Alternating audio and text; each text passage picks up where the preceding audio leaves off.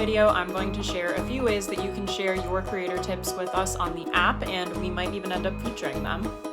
We love seeing videos that you create and share with general content creation tips, so everything from food photography to tips for creating content for Instagram. So if you ever have videos like that, consider shooting them in Jumprope as a tutorial. We also love seeing your videos specifically about how to create great content on Jumprope. So whether that is how to maximize the in-app features like speed or voiceover, or you want to talk about how and where to place all of the exports that you're given from the app, we love seeing videos like that as well.